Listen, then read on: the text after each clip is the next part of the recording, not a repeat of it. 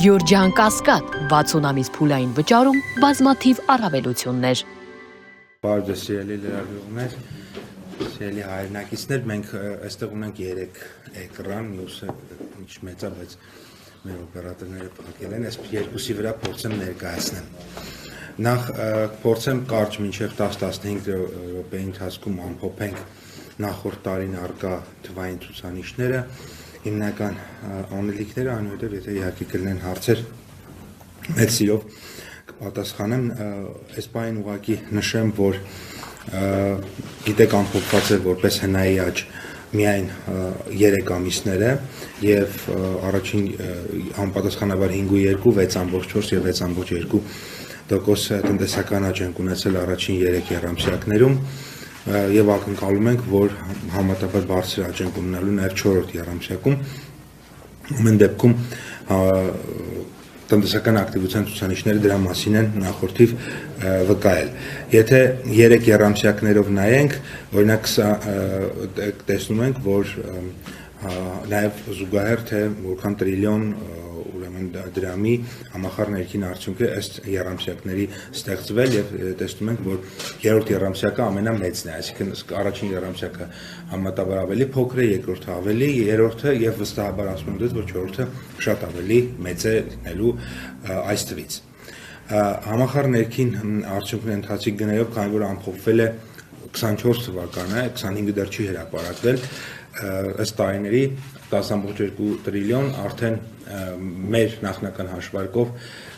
10.85-86 տրիլիոնի կարգի է լինելու 25-ի արդյունքները, երբ որ ամփոփելու կլինենք եւ տնտեսական աճերն են ըստ տարիների 24-ին 5.9 էլի հուսով ենք, որ 25-ին 6 եւ ամբողջով կսկսվի տնտեսական աճը, բայց բնականաբար չկա դեռ ամփոփած, չեն կարող դրա մասին վերջնարդյունք ունեցել եւ 24 թվականի դոլարային արտահայտության մեր հնան արդեն հասել էր 26 միլիարդ դոլարի եւ կարծում ենք, որ ըստ էության արդեն մինչեւ 28 եւ մի փոքր ավել կլինի նաեւ տարվա արդյունքներով 2025-ը։ Մեկշնչին ընկնող դոլարային արտահայտությամբ հնան է, որը 8556 էր 24 թվականի արդյունքներով եւ կարծում ենք, որ 9000-ի շեմը էլի կանցնի արդեն 2025-ի արդյունքներով, որոնք որ բնականաբար կհրապարակվեն փետրվար ամսին մի փոքր ավելի ուշ, ես բնականաբար շատ նախնական մեր գնահատականներն եմ այստեղ ասում։ Հիմա գանք այն կետերին, որոնք որ արդեն ամփոփված է տնտեսական ակտիվությունը, որը 9.1% է եղել, ավելի բարձր քան անցած տարի։ Եթե անցած տարի 8.3% է եղել մեր տնտեսական ակտիվության ցուցանիշը, արդեն 25-ին եղել է 9.1% եւ եթե նկատում եք բոլոր տնտեսության բոլոր ոլորտները աճել են, ծառայությունները ավելի քան 10%-ով, առևտուրը 3%-ով, գյուղատնտեսությունը մոտ 6%-ով, շինարարությունը ավելի քան 20%-ով, արդյունաբերությունը 4.7%-ով, մասնավորապես մշակող արդյունաբերությունը 3.3%-ով, արտահանման եւ ներմուծման կրճատում ունենք, որը պայմանավորված է պարզ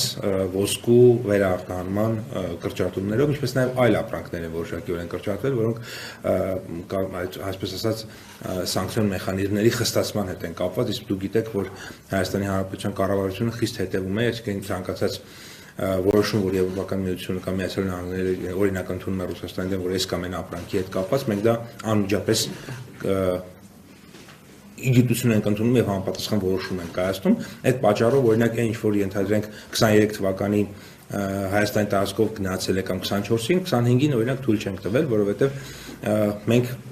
սերտ աշխատում ենք եվրոպական մեր գործընկերների հետ այդ առումով եւ դա է պատճառը, որ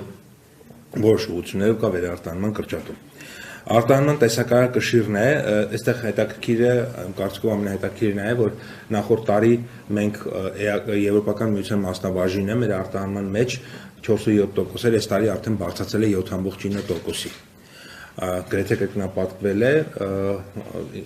այդ մասնաբաժինը եւ այդտեղ կարևոր նշանակություն ունի իհարկե երկու հանգամանքի նշանակություն ունեցել մեկը այն որ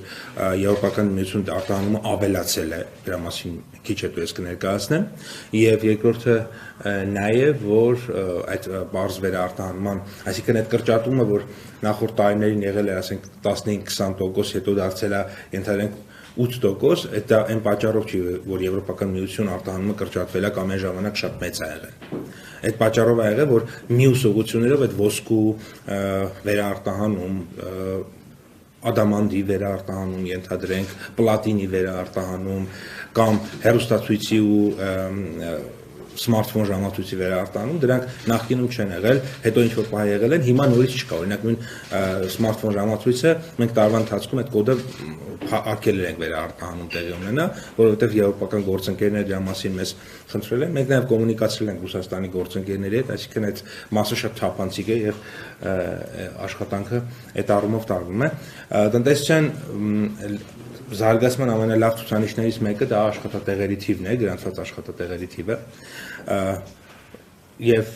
դեկտեմբերի ամսին արդեն 821470 գրանցված աշխատատեղ կար։ Սա ինչ է նշանակում, մենք ընդհանրապես 18 թվականի մայիսից հետո անդադ ասում են, որ դա այսպես ասած այն սիրելի գործընկերներ դուք արեցիք դա։ Ես խնդրում եմ ուրեմն վերջին տարիներին տեսեք ինչ էր տեղի ունենում, անդադ ասում են դե չգրանցված աշխատողները գալիս են գրանցվում են, բայց դա չափ ունի Ժողովուրդ ջան։ Կարող լինի 10,000, 20,000, 100,000, բայց այդ ամեն ինչը չափ ունի։ Եվ արդյոք այդ չափը, այդ ամենամեծ չափի ցուցիչը հետևյալն է։ 6%-ով աճել է աշխատավարձը, 6%-ով աշխատատեղերը, 6%-ով տնտեսությունը։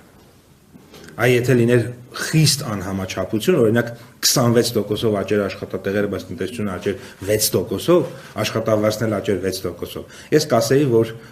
թաքնված աշխատատեղերը եկել գրանցվում են։ Եթե այդ համաչափությունը պահպանվում է, նշանակում է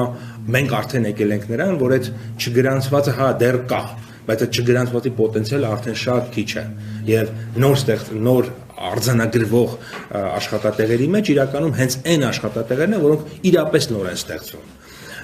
Սա մեկ